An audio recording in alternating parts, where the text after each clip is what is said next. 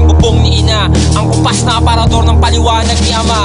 Minsan ako sumilong dito nung sandaling hinahabol ako ng mga bato, hinahabol ako ng mga tao. Malapad at kulay lumot na alon, buwat sa maaliwalas na abinida ng maling nakagawi ang hiraya. At sa pagkatinaraga sa agaran ako malpas sa malabot na baha, tumangkas sa malakas na hihip habang pakapang sinasariwa ng busila ang paboritong hinumay na taludtod mula sa nagkitang sampung na maras sa pagtatanong ng kidlat. Unang antas, mga mata daw ay mulat sa pagmamahal ng katas ng gatas at patatas. Kaya unawain maigi ang panuto bago magaklas at pabanas sa walang kwentang batas ng lipo ng hilaw. Tandaan ni Pao sa sentido, di maaaring sintonado ang sigaw na nagmamadaling pagbabago.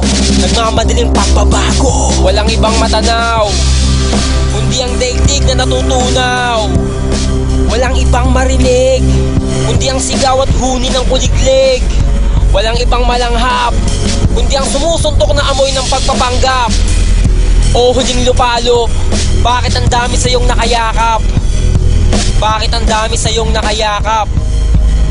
Tara sa kabila. Tara sa kabila.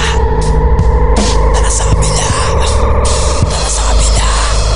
Sa kabila. Sa kabila. Hihintayin kita hanggang sa susunod ng unang liwanag ng araw sa umaga. Sana sa pagkakataong iyon ay malasanan ng tilang bulag ang maingay na piraso ng alabok na ibibigay niyo sa lahat. Bawat parte may matayog na halaga at hindi ito kayang tumbasan ng presyo o igawat bilang papremyo. Kamangha-mangha ang ating masisong eksistensiya, kagilagilas ang pananalagsik at pangungolekta ng mga ebidensya. Habang ang ilan ay malinaw na binabasa ang awiting nakataga sa katawan ng puno ng talisay. Sa pag-ahon mula sa kama, huwag magsawa matulog kasama ang usok. Labanan lumulutang na bato sa puting sulok. Ito'y mga akit gamit ang lakas na kasing dami ng hibla ng buhok. Ito'y lagi mong suot, di mo na napapansin. Kaibigan, wala kang magsaplot, hindi ka pa rin hubot-hubad sa bawat baling tataw na nakatanaw. Ito'y hindi pa wakas, matagal pa ang panahon ng taglagas. Ito'y tigatiting na guhit lamang buhat sa napakalawak na silig aklatan. Dahil ang kalaman dapat malaman ng bawat nilalaki kasing dami ng patak ng ulan. Walang ibang matanaw, kundi ang daigdig na natutunaw. Walang ibang marinig, kundi ang sigaw at huni ng kuliglig.